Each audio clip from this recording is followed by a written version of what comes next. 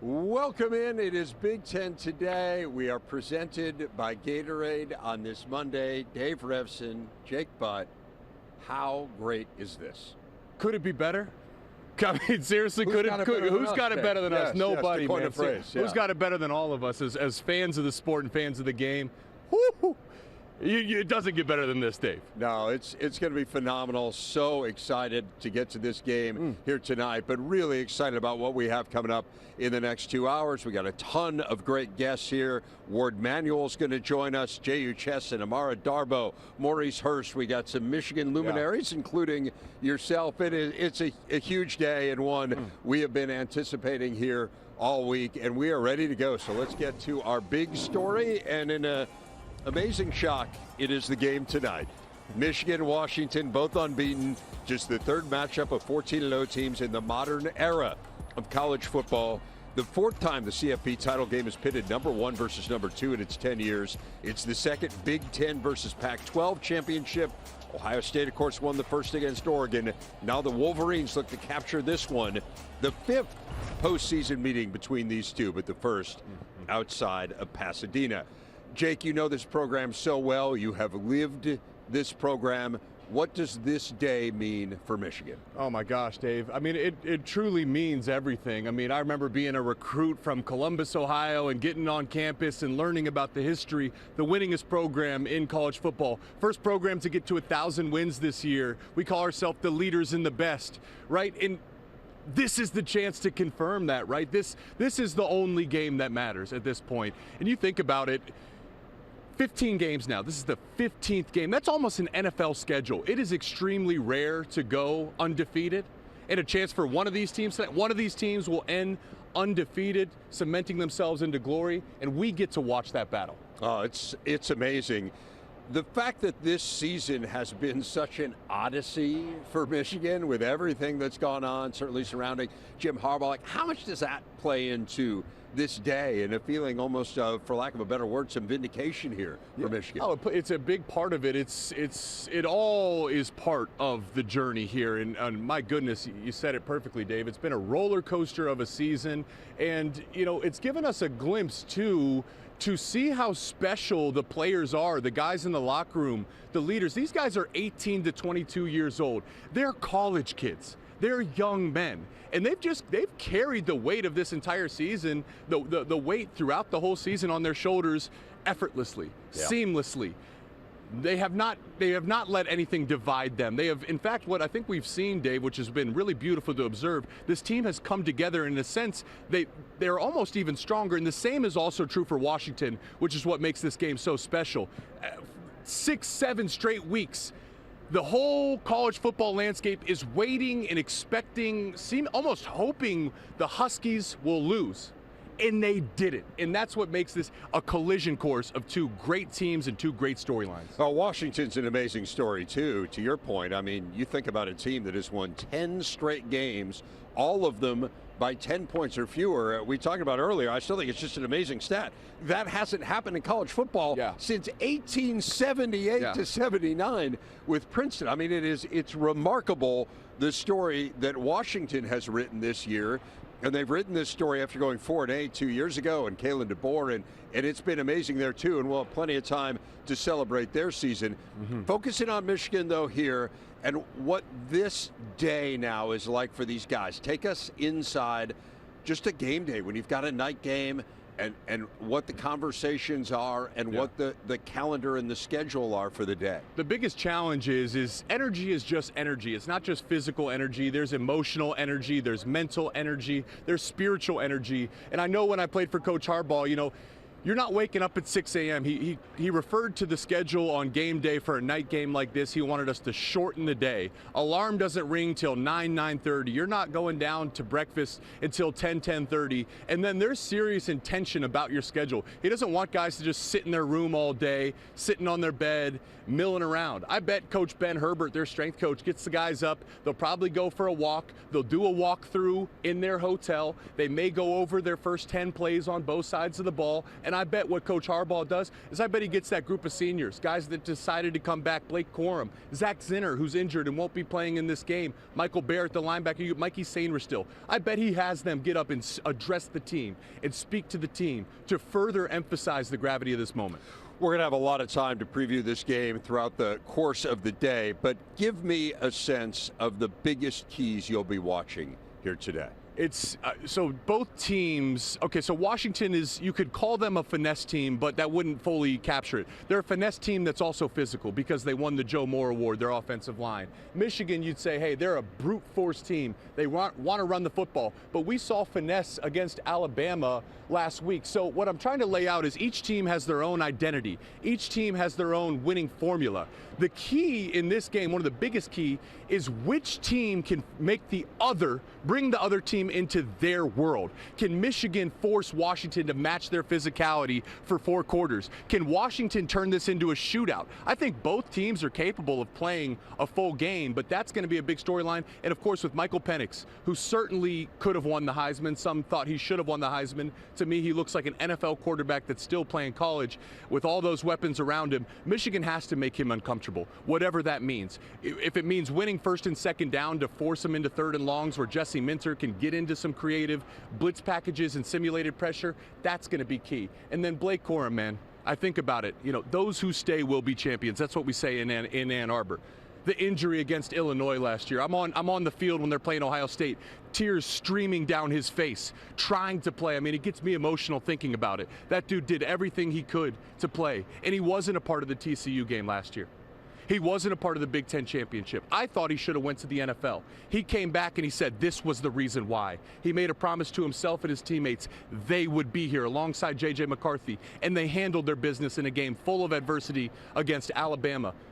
How can they capture the emotions of this moment and ensure that it propels them to play their best game? I think it's really amazing to think about because there are so many players throughout the country who make those kinds of pledges at the beginning of the year, yes. Right? You have 133 teams that set out to try to make it here. And so many guys come back and say, I'm coming back to try to win a national championship. Yep. And let's be honest, I don't know that all of them harbor realistic dreams of doing that, but there are a lot who do, who don't get to this point. And you think of all the hard work for something that isn't promised to you, and then to achieve it, it is pretty remarkable. You were talking about Michael Penix and how good he is. How important do you think the injury to Dillon Johnson is for this game? I know Washington says he's going to play. It's hard to imagine he'd be 100% based on what we saw in the Sugar Bowl. How big a factor is that in this game if Washington isn't able to run the ball? What makes football the greatest sport is nothing's promised, nothing's guaranteed. You work year-round for an opportunity to play your best game.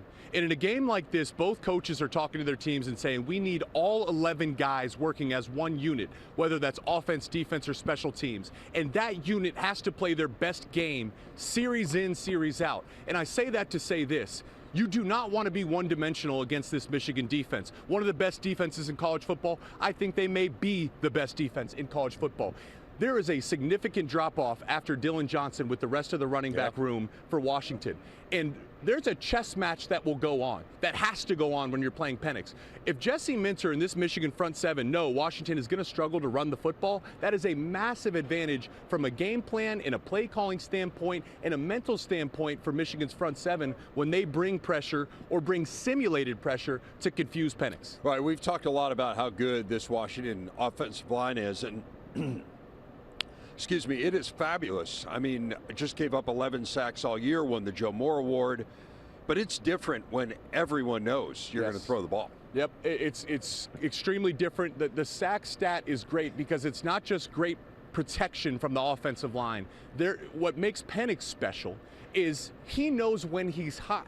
He knows when his offensive line and protection is outnumbered. He knows when he needs to get the ball out of his hands to his check down, and he's great at doing that. He puts the ball exactly where it needs to be. Now, the key is they haven't seen a defensive line like Michigan's, particularly how deep they are in the interior with guys like Chris Jenkins, with guys like Mason Graham and Kenneth Grant. 300-pound plus. Chris Jenkins' name is the Mutant. Yes. It's the freaking mutant, man. I mean, that dude's a beast. And what happens is you'd love to bring pressure off the edge with Josiah Stewart or whoever it is rushing, Braden McGregor. You'd love to bring pressure off the edge, but it's a different deal when the interior of the defensive line is pushing your wall right back into the lap of Penix, where he can't feel comfortable to step up in the pocket and throw the football. He's going to get his today. Penix is going to have a phenomenal game. You don't shut a guy down like that. But what happens when it's 3rd and 8? Can you get the pressure to get your defense off the field? Can you get a stop to force a field goal? It's those little incremental differences that'll tell the story of the game today. And again, Washington is perfectly comfortable throwing on early downs. I mean, we talked about this the other day. They've thrown 55 passes, 20 yards or longer downfield on first down this year. It's 10 more than any other team in the country. So if they don't have a run game, and if it does turn into Michigan can pin their ears back a little bit, there's probably no team that's better prepared for that than Washington. But to your point, it's not the way you want to go into a game, and it's not the way that they've won all year. So we'll see whether Dylan Johnson is, in fact, good to go tonight and what kind of a factor he can be. But that's certainly a big narrative, no doubt, in this game. Again, plenty more to come here. Coming up from Houston, lots of coverage of what is a huge day for the Michigan Wolverines. But for now, we send it to Mike Hall in our studio in Chicago. Mike? All right, gentlemen, we'll get back with you in just a little bit. Anthony Herron alongside me. There's tons to get to. Again, this is a 2-hour special edition of Big Ten Today. There are so many interesting things to think about and to talk about this. You know what one I've kind of stumbled on, especially for shows like this where you can kind of go wide-ranging. We are 60 minutes of football from finding out, pretty safe to say, arguably, whoever wins this game, this is the greatest team in that program's history. Oh, yeah. Washington in 1991 was great, an undefeated team, national champion. Michigan claims 11 national championships.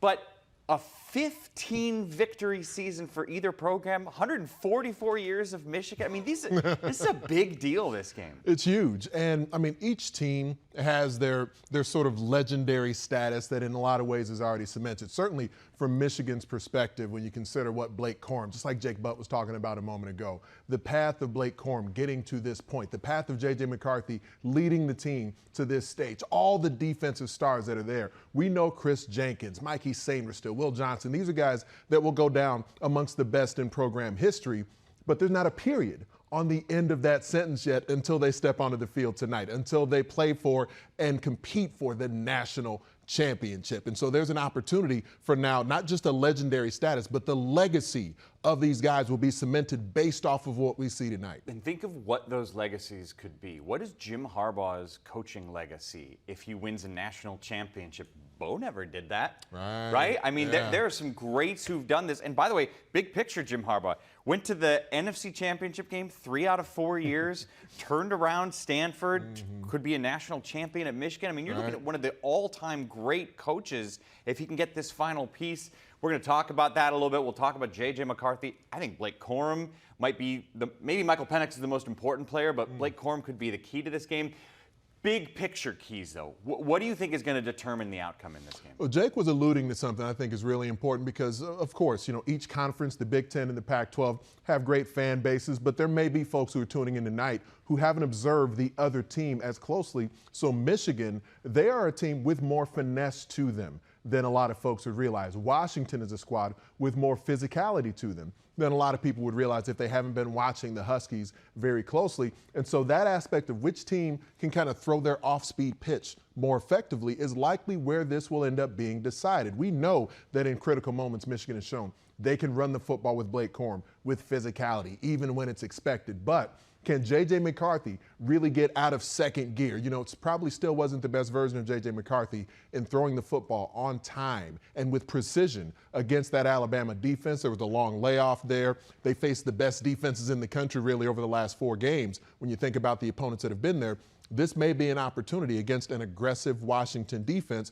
for Michigan's passing attack to really get back on track with bigger and more chunk plays. If you do end up at a track meet, But you don't necessarily want that if you're Michigan. And for Washington to stay out of those predictable downs and distances, Dylan Johnson has been practicing. Maybe it's been with a knee sleeve on one knee and a knee brace on the other knee and the ankle all bandaged up. But he's been able to sustain excellence for Washington's offense with that being the case. He is so tough. And with this being the final game of the season, we know he's going to do everything he can to be out there. So on the whole, I think that the off-speed pitch, the left hand of each of these offenses, whichever one can execute at a higher level, will end up telling the story. What an interesting point you brought up about the recent defenses Michigan has played. Back to back to back, Ohio State, Iowa, and Alabama. Penn State just before that as well. Before then, and now it's a Washington team, which is by no means a bad defense, but you're giving up 24 points a game.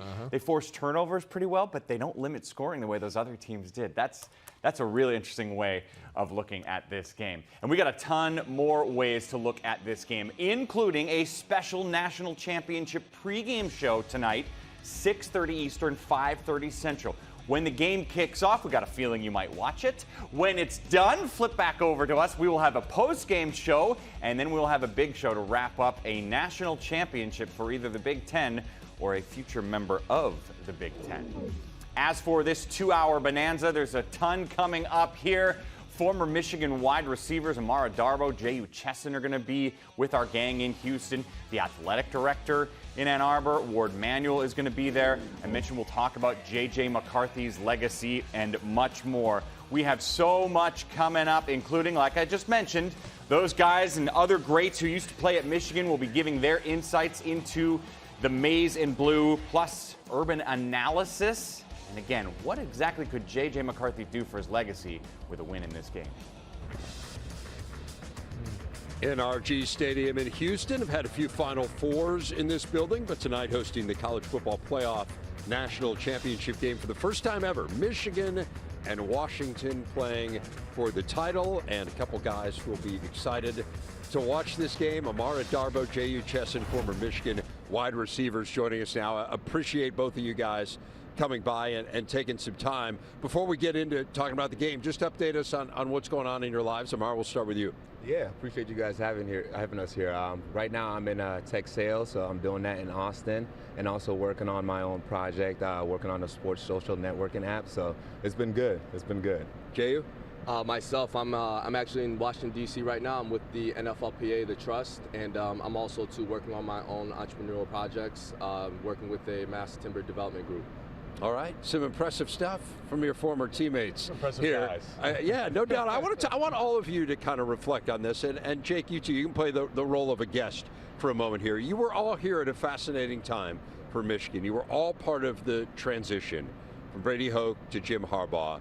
Give us a sense of kind of what stood out to you when you first spent time around Coach Harbaugh, and how you have seen this program evolve from what was a challenging time, I think you can all agree, to this point where they're on the precipice of a national championship. Maybe Jehu, you start us off and interested in getting all your reflections. Yeah, I think the biggest difference, right, when Coach Harbaugh came in, Coach Harbaugh is a great coach, even greater person, but I think something needs to be said about the guys that were in that locker room. I think all these guys would agree. We were all hungry to win, right? We were all ready for change. We were all ready to, live up to the standard, right? And I think when Harbaugh came in, there wasn't really any motivation that he had to give, but just the structure that he came in with and the environment that he created and how competitive he made everything, I think that's what really helped guys excel and, kind of stand out, right? Mara? Yeah, definitely. I think the one thing that stood out was the competitive nature that he brought in. I remember we had a list in the locker room door of where you stood within the team, and then the guys that we had in the locker room were very competitive. What do you mean by where you stood? Elaborate on that. What do you mean? Was it a depth chart, or was it like you're in jeopardy of not being on this team anymore? Well, not in jeopardy of not being on the team, but kind of your work that you produce on the field. The best player. You knew if you were the best player on the team or the worst player on the team. Like literally the guys there are was a ranked last place player on the team. Yes. Yep. So Wow. Yeah. So and that was great for the guys that we had, because we were all competitive and in a healthy, competitive way, and then it was good because we also got a chance to help each other improve, and then he he was really good at bringing the best out of players. And for me, me being a receiver, there were some things I needed to work on, and he worked on that with me. So yeah, it was good. I understand that list can like make some people uncomfortable, and I think that was the point though. And I think to your point, like we just wanted to win, because even before Coach Harbaugh got there. Jim Hackett was the interim AD at the time, and remember he met with us and asked like, hey, what are the characteristics and traits you want for your next head coach? And like the list was really short because we said we just want to win. We didn't care if we were uncomfortable. The very first spring ball was the biggest difference. Because per NCAA rules, you get 20 hours per week, you get 4 hours per day maximum. And what most teams do is they do an hour and a half of meetings and 2.5 hours of practice. And a 2.5 hour practice is challenging. Like you're gonna be tired. Jim said, no, we're gonna practice for 4 hours. The maximum amount of time, but not just that, he split the team into an A team and a B team. So that list, he cut it in half. The B team would come out for 2 hours and run a whole practice by themselves. The A team would overlap for 2 hours, and then the A team would stay out. I remember Delano Hill had over 1,000 reps in that spring ball. Over a season's worth of reps in the spring ball. It's unmistakable what happens to your progress at that point. You are going to improve as a player.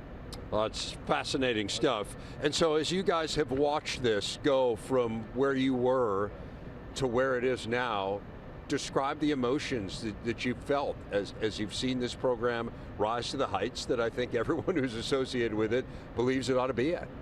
Yeah, I'll go first. I think I feel proud because we always talk about wearing the wing helmet and what it means, and you're not playing for just the guys in the locker room with you, but the guys that come before you and the guys that come after you. And then I think when we were all there, we try to represent the wing helmet the best way possible, competing out there and going and trying to win. And I think those guys are doing it now, and to see them make the playoffs 3 years in a row and then to be in the national championship is amazing. Jehu, I think what's come up this year continually is the players' relationship with their coaching staff, and particularly Jim Harbaugh.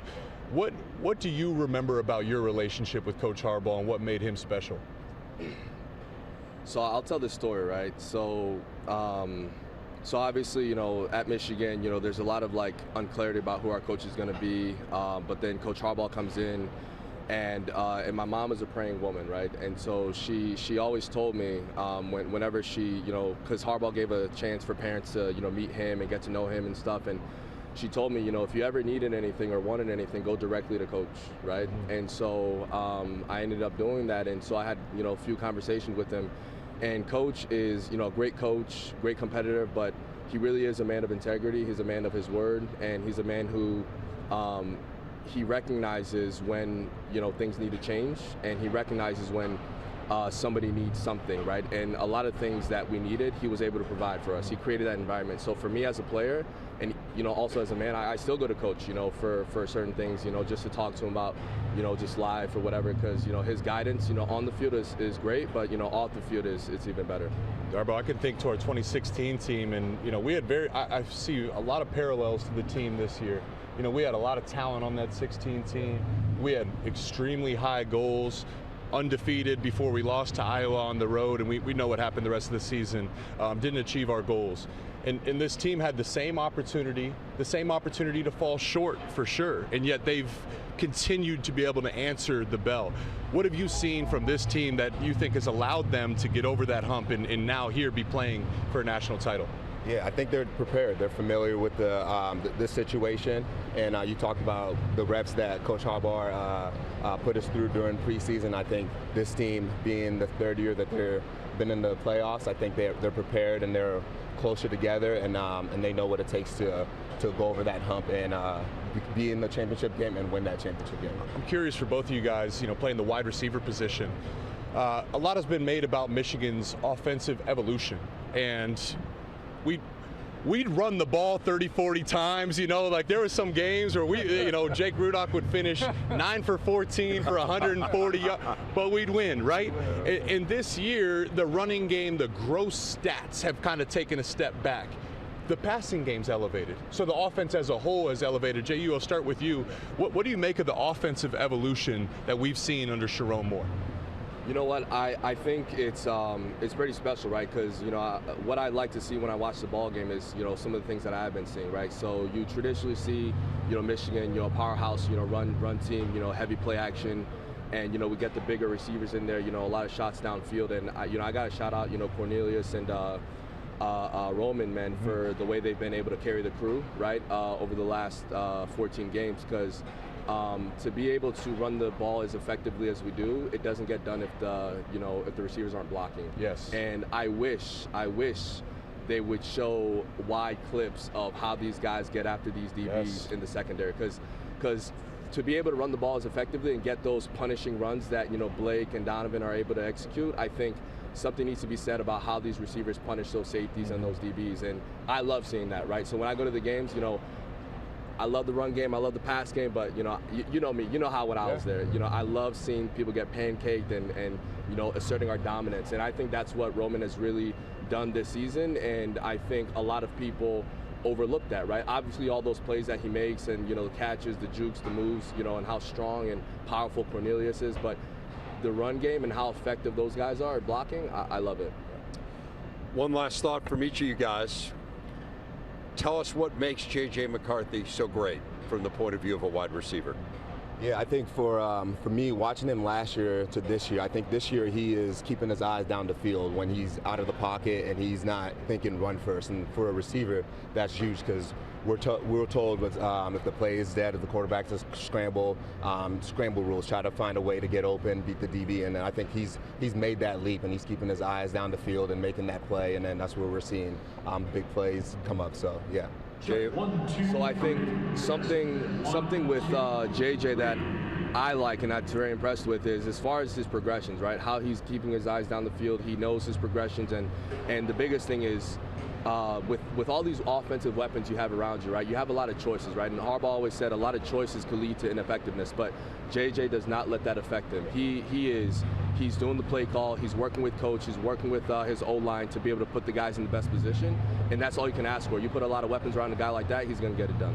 Jehu, Chesson, Amara, Darboh, congratulations to both of you on all your post-football success. Seems like you guys are both on a really good track here, and thanks a lot for spending time with us here. Really meant a lot. Thank you guys. Yeah, Appreciate it.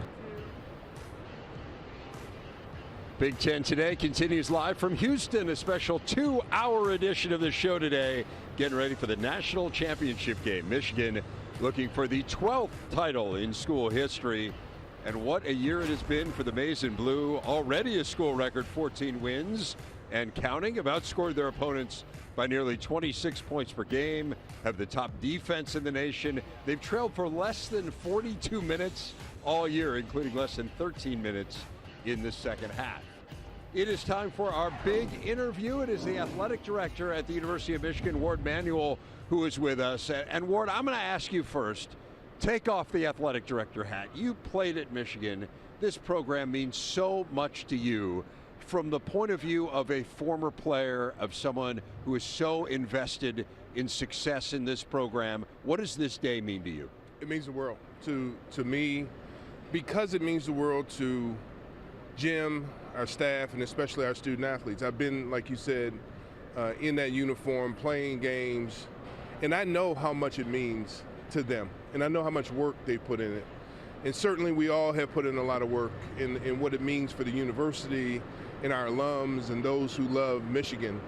But this is just an extraordinary accomplishment. And to have the opportunity to play in the championship game for a national title is what they work for, what they've driven themselves to do, and it's just so proud. I'm so happy for the team and for everybody at Michigan. And this team's navigated a lot of challenges this year, as we know, both off and on the field. Does that make it that much sweeter? Like, how does the fact of knowing, being on the inside and knowing everything that everyone's been through, how does that change the perception? It does make it sweeter. I mean, look, I said last night at our donor event, when you look up perseverance in the dictionary, you're going to see a picture of this team and what they've gone through. And I'm so proud of that. So it does make it, for me as an athletic director, sweeter in a sense, because they did not only did they have to play and compete on the field of play, they had to listen to all the noise and everything that was going on, deal with issues that were there in front of them, in front of us. And I'm just so proud of how they handled it, compartmentalized it, led Jim, the staff, and especially student athletes and some of the leaders that you guys have talked about for the last few days, the last few weeks, last few months, in the way they step up, and that's what I told them. I was just a few feet away from you at the Rose Bowl after the clinching play, and your emotion, I mean, it burst forth. It was really cool to watch. Yeah. Tell me what you were thinking in that moment. I wanted it for this team. I wanted it for this group, for the guys who came back, for the people who persevered, for somebody like Blake who had to, towards the end of the year, had an injury last year, to come back, to focus, to do all the things that they do. And I remember JJ,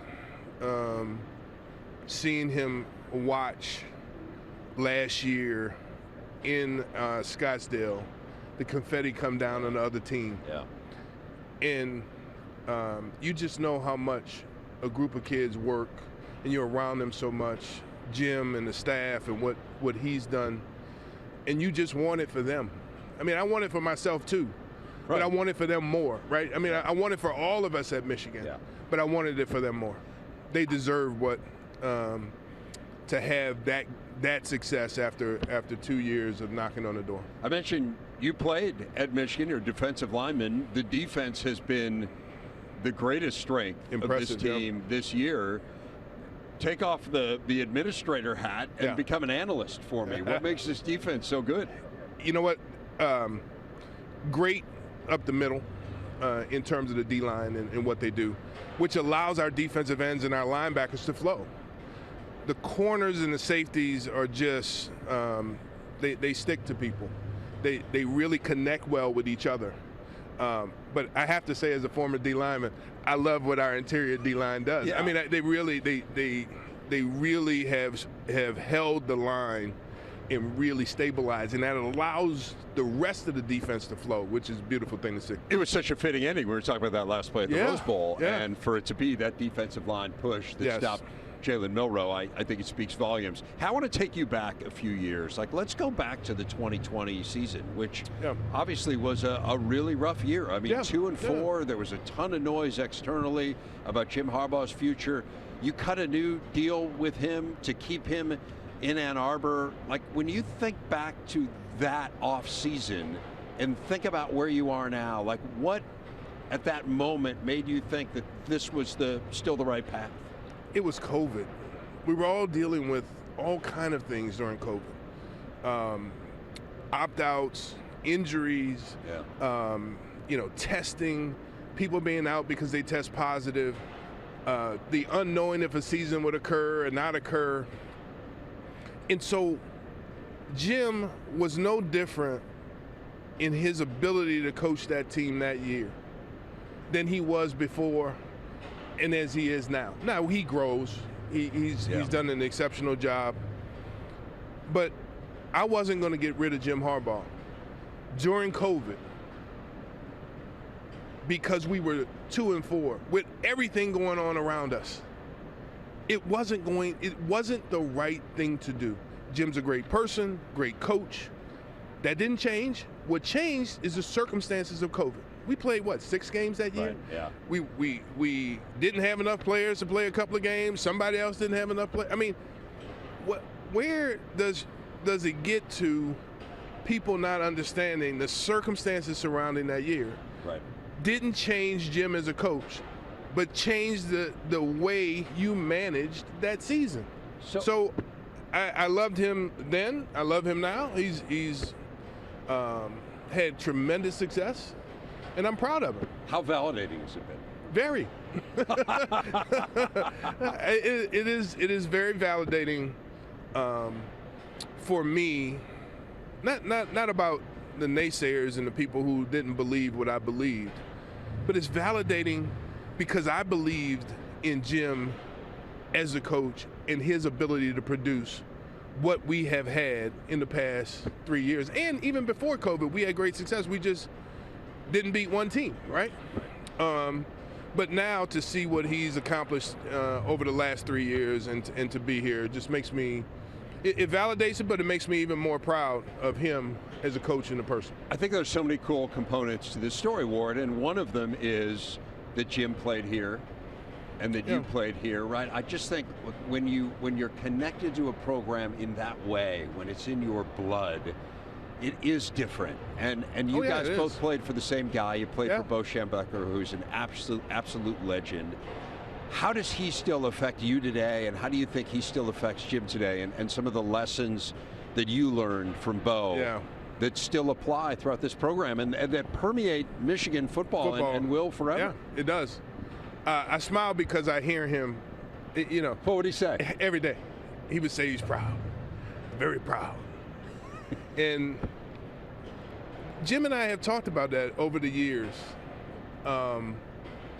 because we know how he led, what he instilled in us, and we know he would be proud of us, both Jim and me, and that drives us. And I tell you, other people have said that to both Jim and I, who also played for Bo, who coached for Bo. Bo would be very proud of you. Bo would be very proud of you too. And that is really all I think we both need. And it's probably the biggest compliment besides our parents that we can get. I can see you getting a little emotional here. Yeah. Like what are you thinking about with Bo? So my mom and dad and Bo were probably the biggest inspirations in my life to bring me to where I am today. And he taught us how to fight and to work hard and to do the right things. And that the better you are at that, the more you give that sort of attention and passion to something, the better off you're going to be as a football player and the better off you're going to be in life. And so in my office at home, I have a picture of my mom, I have a picture of my dad, and I have a painting of Bo. And for me, those are my inspirations, as well as all these other young people that I deal with, not only in football, but across all 29 sports that we have, our coaches. But that's what drives me, is that what I learned from my mom and dad. And not only for 4 years for me, I had the good fortune of coming back as administrator after Bo retired from the Tigers, and I got a chance to be around him for 7 or 8 years. So I picked up even more nuggets from him along the way. So he means the world to me, and he means the world to Jim. And then you have Jack, who coached for Bo and tells stories. Big John Falk, he tells stories. We get a chance to talk about all these things, and so Bo will always be a part of me, always be a part of Jim, and always help to drive the success of Michigan. Said in the Bo voice. That's right. Try. What's this going to be like for you tonight watching this game? Like, where do you watch? And what's your, when you're watching a game, because look, in AD, there's a lot of responsibilities that goes with it, right? You're talking to donors while the game's going on, and you're thinking about a million different things. How do you watch the game? So I'll be on the field 45 minutes before and then when the team goes up, I go up to the box and spend time with people. I watch the game. I'm not talking when plays are going on. I'll tell people, hold up, let me watch the play, and then we'll go to the next thing. In between quarters, I'll spend time with people, just probably stop in a couple of boxes and those kind of things. Yes. And then in the fourth quarter, I come down and I stand on the sideline, which is where you saw me in the Rose Bowl. And I do that, and I've done that all my career, and I've done it that way. And so I enjoy, everybody who knows me knows by now, not to bother me when the football game is actually a play is going on. In between plays, I'll talk. Right. The stop and start nature of the game allows you to communicate There's a lot of bit. downtime, Ward, I do need to ask you real quick, future of Jim Harbaugh. Yeah. Give us a sense of where things stand. He knows that I want him to be here at the University of Michigan. He understands that we're working through it with him and his representative, but that's on hold for today. Right. It's on hold for today because we need to concentrate and we need to focus. We all need to focus on the here and now, and Jim has said that, and at the appropriate time we'll continue the conversation. But he knows how I feel. We've been working on it, and we'll see where it goes. He knows I want him here. I said years ago I want him to retire at Michigan, and hopefully we'll see if that is true or not. But let me just say this. Regardless of the outcome, I appreciate Jim Harbaugh and what he has done for the last 9 years. I hope he stays. But I don't want anybody to be mad if he makes a decision to take another opportunity because that's what he wants to do. Feel blessed that he was here. I hope he stays. There's no indication of where it's going. We're having great conversations with him and his lawyers. But I just want people to stop focusing on that for a minute. Concentrate on this game. Concentrate on where this team has come. Cheer loud for Michigan. Cheer loud for this team and allow that to be the focus of today and the outcome of this game. Well said. Got to be in the moment, and Yes, this sir. moment is pretty good. Yes, sir, it is. For the Maize and Blue. I Ward agree. Manuel, really, really appreciate your Thank time. you, Dave. Thank you, Francois. Thanks so Appreciate y'all. much.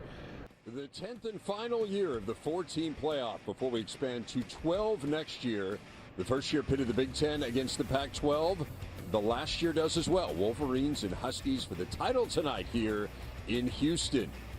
These two teams actually played in the regular season just 2 seasons ago, September 11th, 2021. This was before Kalen DeBoer got to Washington. Jimmy Lake was still their coach, and it was a complete and utter mismatch. Blake Corum, 171 rushing yards and 3 touchdowns as the playoff-bound Wolverines took it 31-10.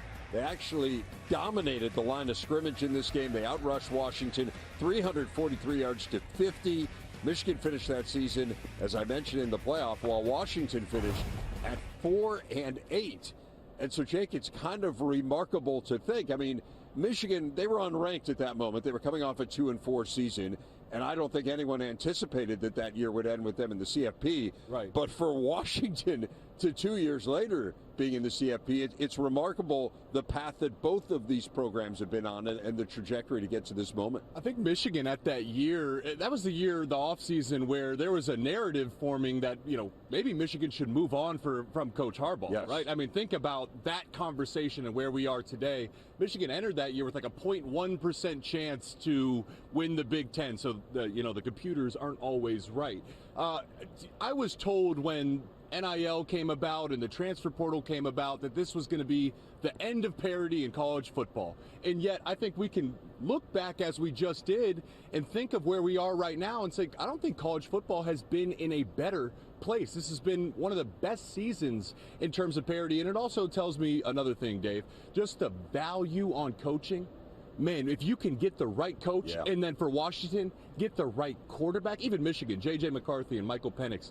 I mean, two great quarterbacks. You're one coaching hire and one great quarterback away from being a national title contender. And you think about Michael Penix, and of course the way that he came to Washington via the transfer portal. Washington has 0 5-star players on its roster, which is crazy to think about.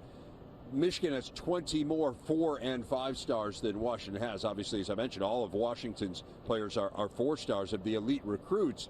But because of the way the game has changed, I mean, Michael Penix had the injury history, and so I don't know whether you would have looked at him as a 5-star in the portal, but you knew that at his best, he could be an elite quarterback. And so to your point, we do have more parity, and now we're going to be in this 12-team playoff world where the threshold to get to the playoff isn't as high as it's been here in the past 10 years. It's a really exciting time, I think, as a fan of college football, just in general for these players and these teams, the opportunity that they have. Of course, with the 14 playoff, what ended up happening is you either get in or you get out. You're on the outside looking in. Now we're expanding to what is already a great model, in my opinion. I'm so excited for the game tonight. But what happened is there would be a concentration of 5-star talent in elite players. Well, the transfer portal allowed some of that talent to disperse. You bring up a great point. Penix was not a 5-star, but clearly 5-star talent when you see it. And him going to Washington completely transformed their program. How about J.J. McCarthy? When you look at his class of quarterbacks, he's one of, in the top 10 quarterbacks in this class. In his recruiting class, high school, he's the only one that stayed, right? It's absolutely remarkable. Yeah, that is amazing. The other thing when you think about the changing landscape here is the notion that these two teams are going to be in the same conference next year. I mean, this is the national championship game this year. It's week 6 in the Big Ten next season when these two teams play in Seattle. And we are seeing this concentration of elite teams now in 2 conferences. It's the Big Ten, it's the SEC, and so this could be a precursor of things to come. I don't think it's going to be unusual at all to see whether it's, the playoff was made up entirely of SEC teams and Big Ten teams as of next year this season, and I don't think it will be strange to see teams from the same conference playing for the national championship in the years to come. Yeah, no, not at all. And it's really exciting. I believe competition brings out the best in everybody. And we're getting a little preview, a snapshot here of the future of the Big Ten. As you mentioned, these teams will meet next season. They'll meet a number of times going forward. And when you put good on good, when you put great on great, when you put championship contender against championship contender, what you end up getting is an amazing on-field product. As a player, I know this. You get to find out what you're actually made of. You don't know how great you are until you're tested and standing across and lining up against another great opponent. I'm a huge fan of college football, so anytime teams are playing, it's exciting. But anytime the game has further implications, and none bigger tonight, obviously, than a national championship, how could you not get excited for it? Well, it's hard not to be fired up about what's to come in the Big Ten, kind of to your point that we are going to have these elite teams going head-to-head week in and week out. But as you say, this is about tonight. This is about the national championship. This is about 1 versus 2 elite teams going head-to-head with a title on the line. What more could you ask for? Plenty more as we continue here from Houston, but let's go back to Mike in Chicago. Well, Dave, our coverage will continue throughout the day. We'll have a special national championship pregame show, 6:30 Eastern, 5:30 Central. When the game is done, we will have post-game reaction on an 11 Eastern, 10 Central, or whenever the game ends. Big Ten Live. And then, of course, when it's all done, we'll have a big show to wrap up the entire monumental day. How good has this Michigan defense been this year? How about 14 different players earning some sort of all-Big Ten mention that includes 6 defensive linemen, Will Johnson, Mike Sainristil, Mason Graham, the 3 first-teamers, and we have a former all-Big Ten pick himself, in fact, an All-American in Maurice Hurst with us now. And Mo, first of all, you look at that roster, you look at that defense and how good they've been this year. What goes through your mind as you see what an elite D Michigan has become? Yeah, I mean, you can really tell from the beginning when these guys all really got here that there was a special group. You saw flashes of them making plays game after game. But this year, it's something different. These guys have elevated their game to the next level. They're disruptive up front. They're able to destroy O-linemen. They're able to change the line of scrimmage. And, being a Big Ten defensive lineman myself, you just know how much that means to be able to see us be able to move an Alabama offensive line back, which, when we were getting recruited, we had the first game of the season, our senior year, we watched Michigan, and, they got blown off the ball by Alabama, couldn't stop the run, couldn't block, and just to see these guys and what they've been doing is truly special. And, it's just a big nod to the, D-line coach and D coordinator and everyone for getting those guys ready. We'll get more into this game in a minute. I want to bring people up to date on you. You're playing for Cleveland in the NFL, but battling an injury right now. Give people a sense of how this year's gone. I know it's been a little bit rough, and just the timeline on a recovery. Yeah, so been a great season for myself. Unfortunately, got hurt 3 weeks ago in the Jacksonville game. Tore my pec and had to have surgery on it. But really excited about our group. We'll actually be playing in this very stadium on Saturday, so playoffs, I'll be right back here in no time. So get a real sense of the energy out here, and just really excited to see this unfold. Mo, I just want to go back to, because we were recruited together, right? And this has been a decade plus in the making. I know when we had conversations, as recruits, as high schoolers, this was our goal, but we couldn't ever quite get there. What have you seen and what stood out about the changing culture here at Michigan? Yeah, I mean, it's just all around. I feel like they have been able to recruit, been able to elevate their work in the weight room, elevate their attention to detail. I think everything kind of just flowed together, and I feel like you set the foundation for that type of stuff with the players that you bring in. and then those guys just keep elevating and getting better. So, you know, the younger guys were learning from us, and then these guys are learning from those younger guys that we had. And, you know, it's all the ebb and flow of, you know, just creating that culture, which, you know, we were down. Like, we had bad teams for our first couple of years we were there. Yeah. You know, not a lot of wins, not a lot of production, not super strong up front, you know, not really good in the pass game. And you just see this progression of Michigan coming to fruition, and it's super special to see. I mean, we missed a bowl game. Think about that. In 2014, we were home for Christmas, which is great to see your family, but in our line of work, you don't want to be home for Christmas. You want to be competing. How important is it? I mean, you think about a national title game, and there's little subtle differences between good, great, and championship-level teams. Personally, I believe culture is a big piece of that. How important, in your opinion, is that culture that you speak of for them to get the job done tonight? The culture is everything. And first off, you see it, Coach Harbaugh's not available for the first couple games of the year. How are you going to respond to that?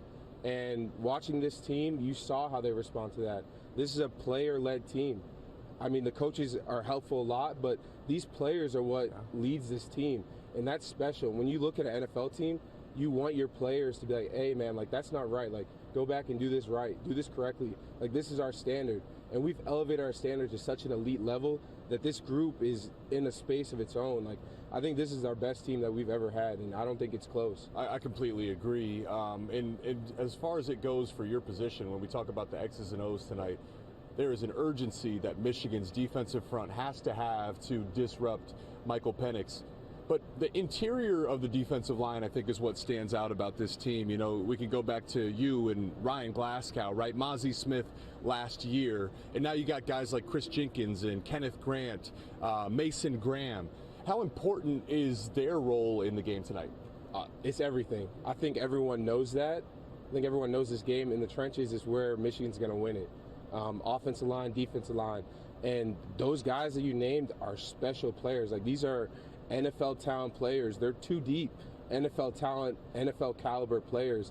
And we haven't seen that. And I'm like, I mean, being a D lineman, man, I'm super excited to watch these guys play, watching them all year, seeing what they're doing.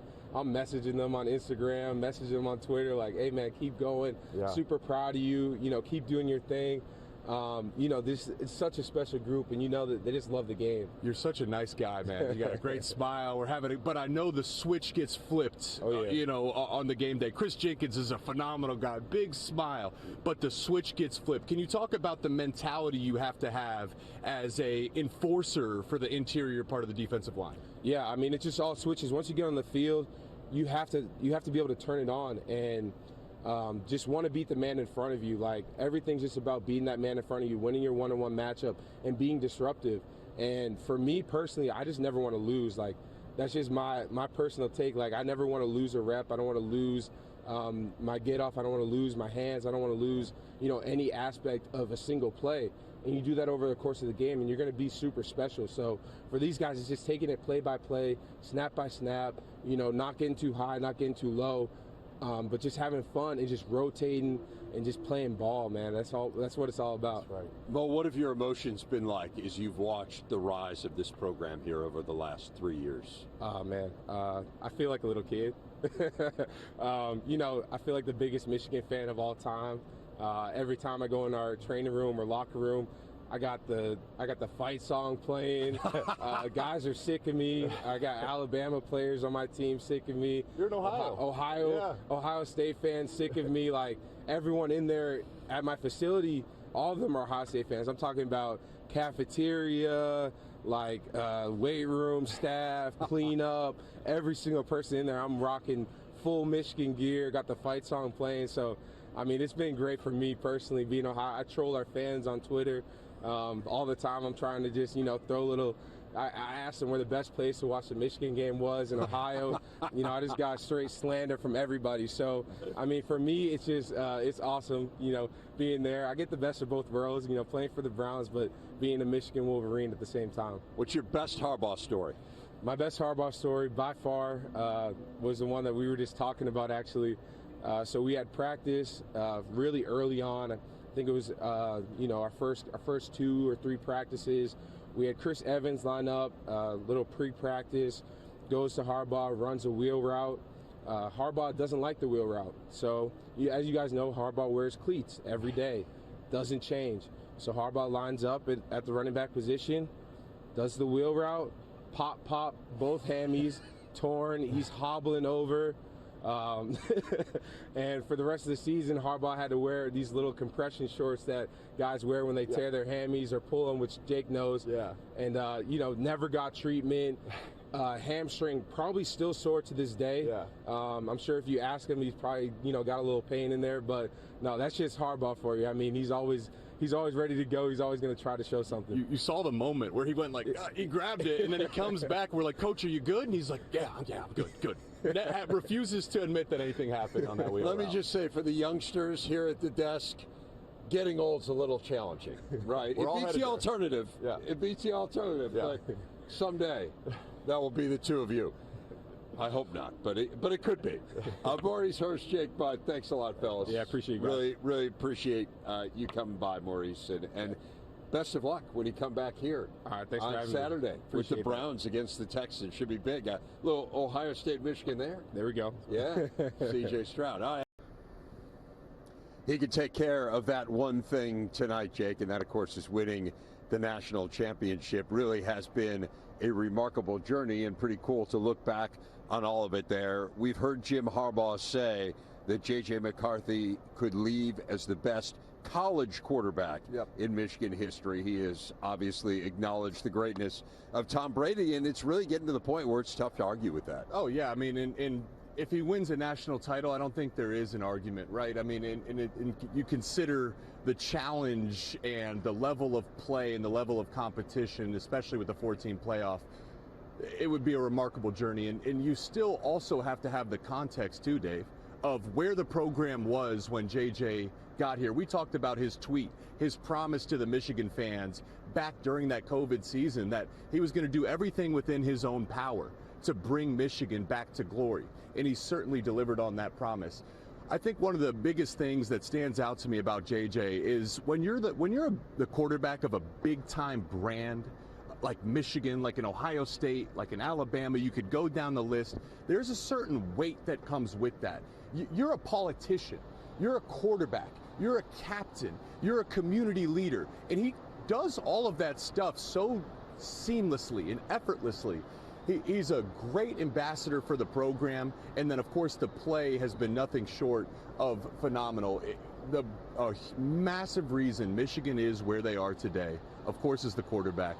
But J.J. McCarthy, the leadership, not just for the offensive unit, but for the locker room as a whole and his relationship with Coach Harbaugh, it's been really fun to watch. I think that's one of the things that stood out to me as we've had the opportunity to spend time around J.J. here these last few years is how selfless he seems to be. You think about the Penn State game where they didn't throw a pass in the second half. That didn't seem to faze him at all.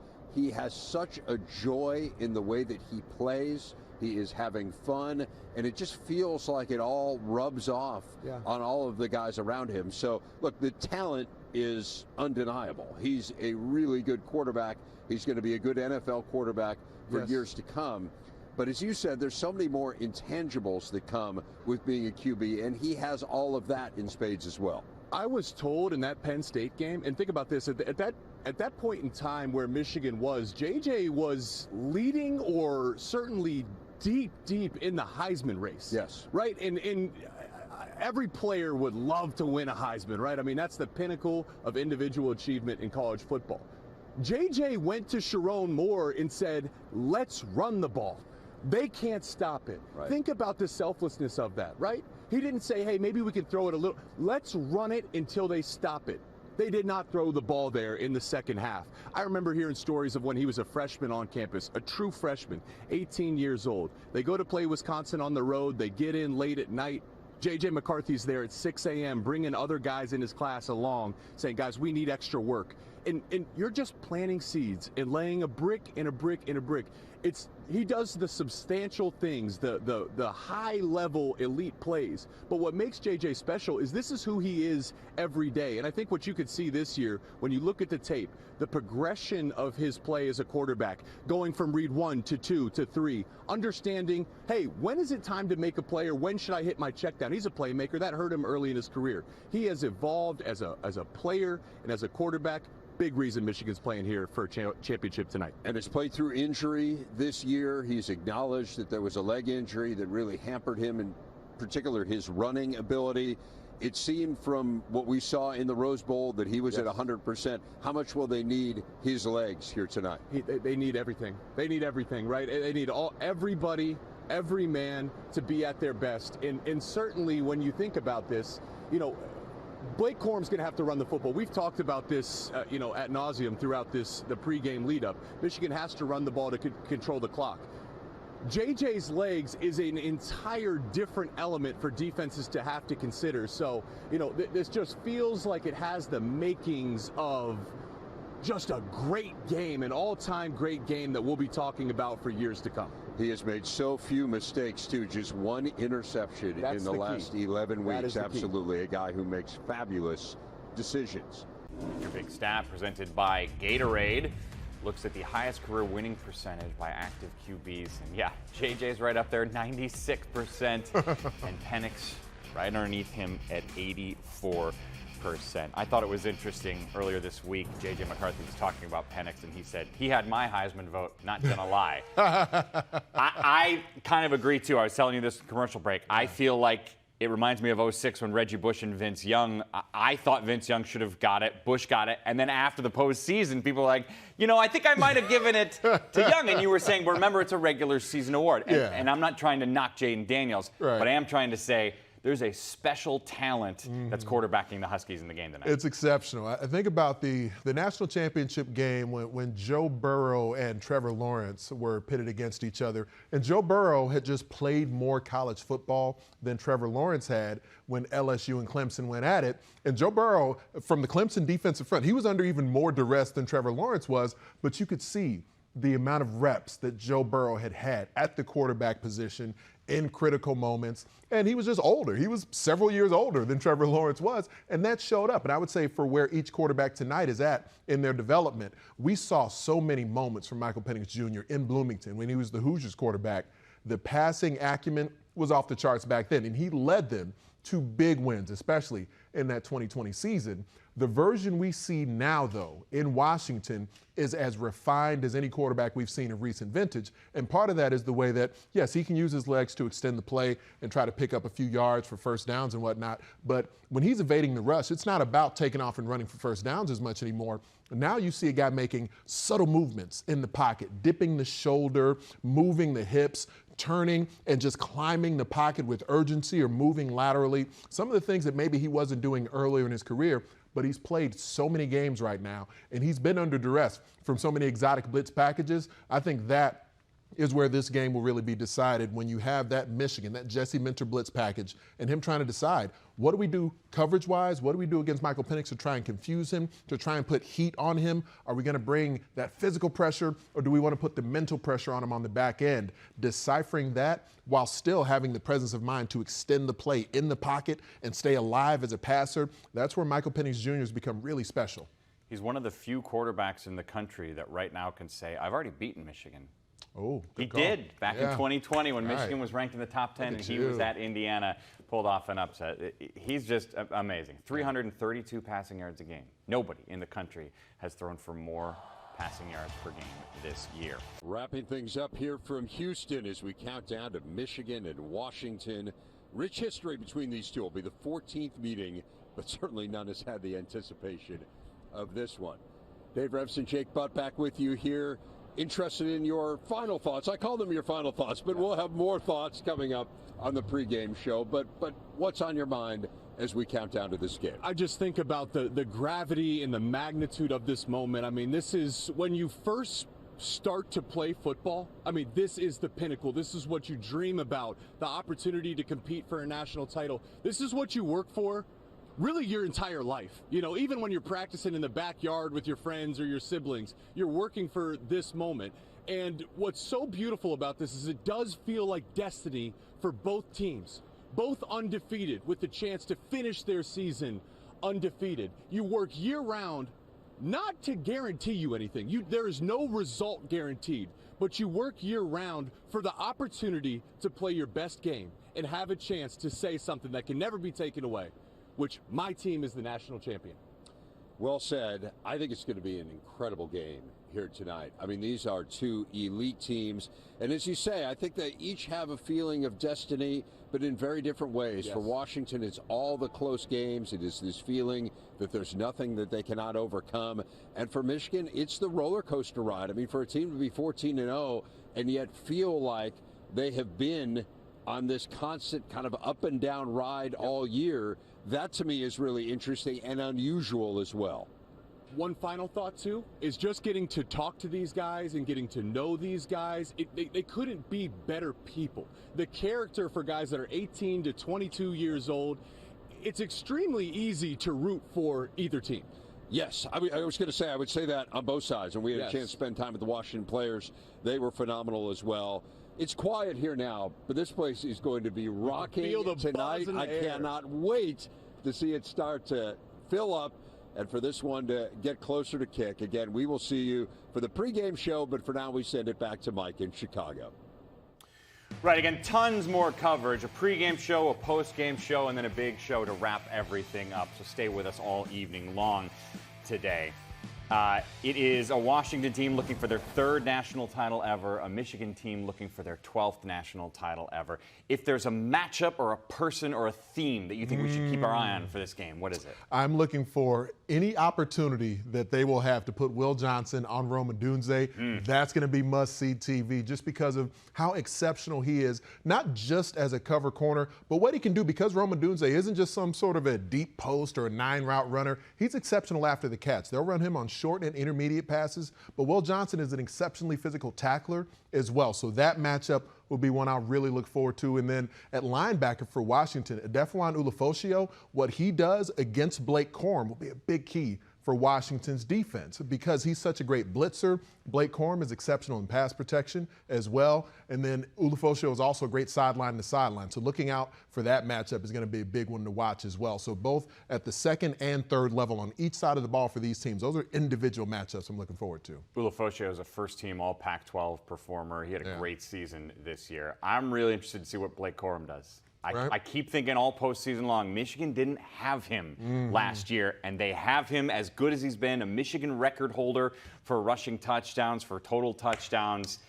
I think he could do something really special. You saw the difference it made in overtime, right? Yes. Kind of like the second half against Penn State. They just emerged with that rushing attack. Blake Corum on the semifinal stage, 2 runs, that offensive line, and he were special against Alabama. You know, they are known to have many things that are iconic in college football. The Michigan helmet, the big house, the victors, the fight song they have. They refer to them as the champions of the West. They are 60 minutes of football away from being the champions of all of college football for the first time since 1997 and the first time outright since 1948, while Washington is looking for their first ever outright national championship. For Anthony Herron, I'm Mike Hall. Thanks for watching. Enjoy the game. Remember, our coverage continues throughout the evening.